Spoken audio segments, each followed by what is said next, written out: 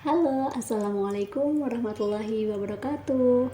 Perkenalkan, saya Sylvia Ginta Kirana, NPM 19227301158.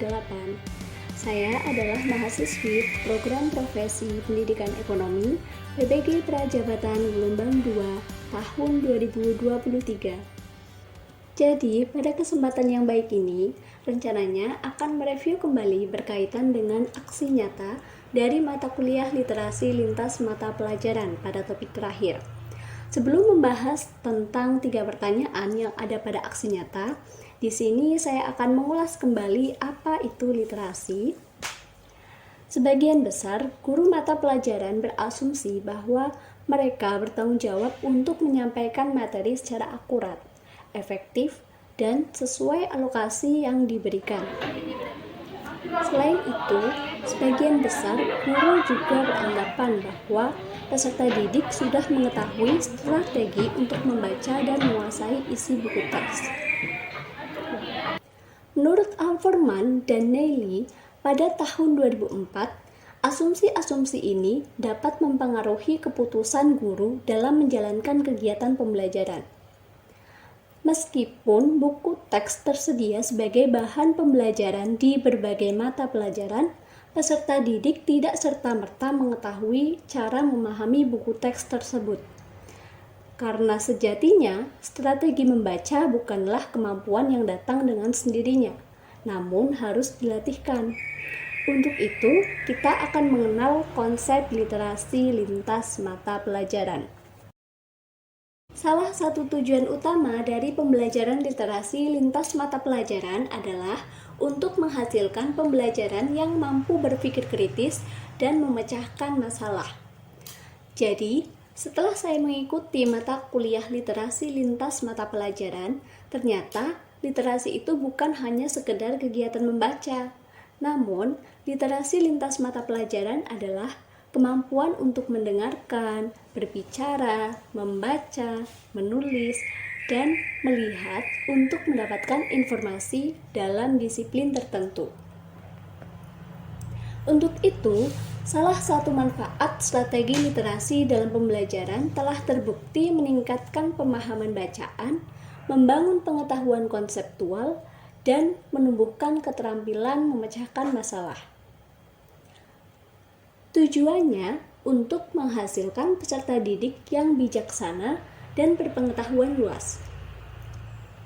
Oleh karena itu, literasi harus digunakan di semua bidang studi. Harapannya, setelah kemampuan literasi peserta didik tersebut meningkat, peserta didik dapat mengaitkan materi yang diperolehnya di kelas bersama dengan guru dengan mata pelajaran lain maupun dengan implementasi kehidupan sehari-hari peserta didik tersebut, sehingga tujuan pembelajarannya dapat tercapai dan pembelajarannya menjadi lebih bermakna. Sekarang, yuk kita flashback materi apa saja sih yang sudah kita pelajari bersama. Jadi, literasi lintas mata pelajaran ini terdiri dari 5 topik. Topik yang pertama, mengenal konsep literasi lintas mata pelajaran. Topik yang kedua, strategi literasi lintas mata pelajaran. Kemudian topik yang ketiga, asesmen kompetensi minimum. Topik yang keempat, ada lingkungan kaya literasi. Dan yang topik terakhir adalah pengembangan kecakapan literasi diri. Saat ini kita akan membahas mengenai pengembangan kecakapan literasi diri. Setiap orang tentunya memiliki pengalaman belajar literasi yang berbeda. Pada topik ini, kita akan mempelajari tentang apa, mengapa, dan bagaimana kemampuan refleksi diperlukan dalam pengembangan literasi diri seorang guru. Dan ini merupakan refleksi atas apa yang saya pelajari di topik 5 ini.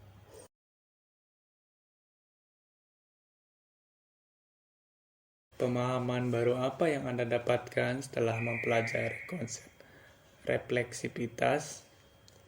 Setelah saya mempelajari literasi lintas mata pelajaran hingga konsep refleksivitas saat ini, ada banyak hal yang saya dapatkan, baik dari pengalaman hal baru, ilmu baru, berdasarkan hasil diskusi dengan teman-teman, dan juga dari kolaborasi dengan dosen mata kuliah literasi lintas mata pelajaran. Ada dua hal yang saya soroti di sini. Yang pertama adalah kesadaran diri akan pentingnya kecakapan literasi diri. Insya Allah adalah sebagai guru profesional, di mana kemampuan literasi sangat mendukung kita sebagai peran guru, termasuk dengan kerangka ORIM yang nanti akan saya jelaskan.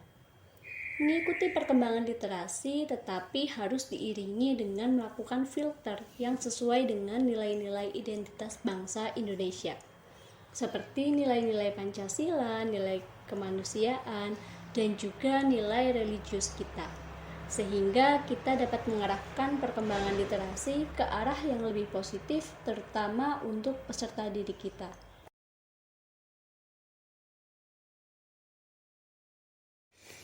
Yang kedua, setelah membuat naratif literasi, apakah Anda benar-benar yakin bahwa literasi sangat berpengaruh dan bermanfaat dalam kehidupan Anda? Setelah membuat naratif literasi, saya yakin bahwa kemampuan literasi sangat berpengaruh dan bermanfaat dalam kehidupan saya. Yang pertama, kemampuan literasi yang jelas dapat memperkaya diri, dapat memperluas pengetahuan, merangsang dalam berpikir kritis, dan mampu memecahkan masalah, mengasah kemampuan beranalisis sebagai sarana belajar untuk memperoleh pengalaman yang baru.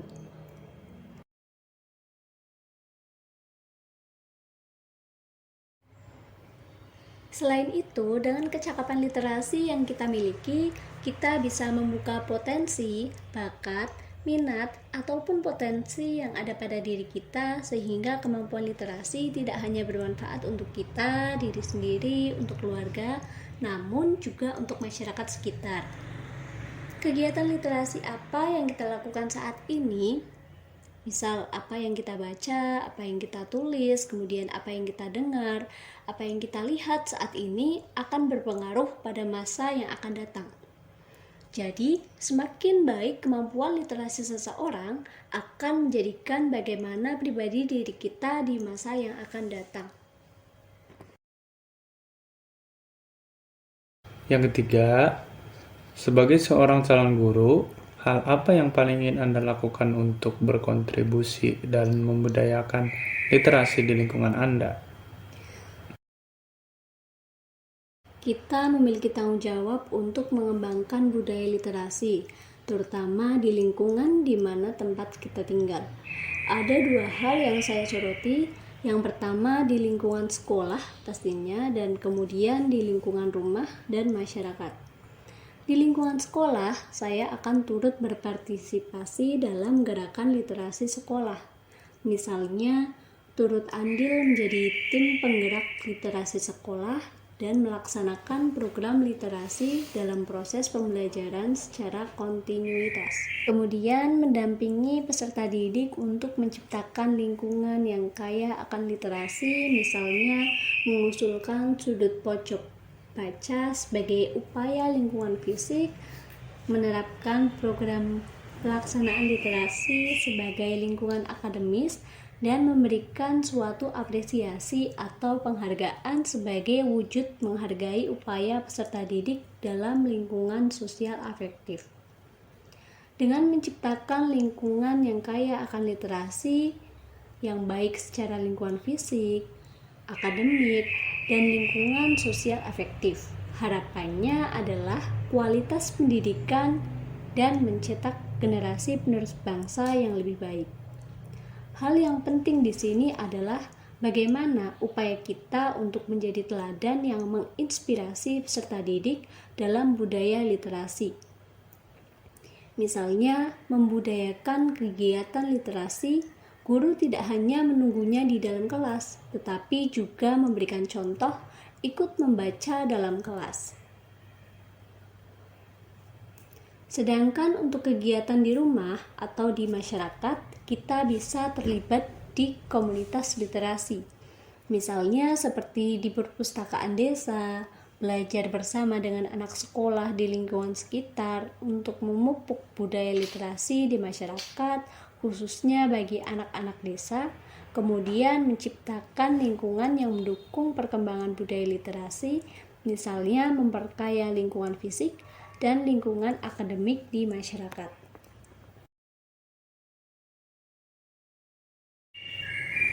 Tibalah kita di penghujung video. Jadi dari beberapa penjelasan yang sudah saya sampaikan tadi dapat disimpulkan bahwa melalui refleksi dapat membangun pengetahuan yang telah saya pelajari sebelumnya, menambah motivasi untuk memperkaya literasi, kemudian melalui literasi membuat saya dapat mengetahui kelebihan dan kekurangan saya. Dan juga dapat menentukan rencana tindak lanjut, yaitu menjadi pribadi yang lebih baik lagi. Terima kasih yang sudah menonton dan mendengarkan storytelling saya. Sampai jumpa.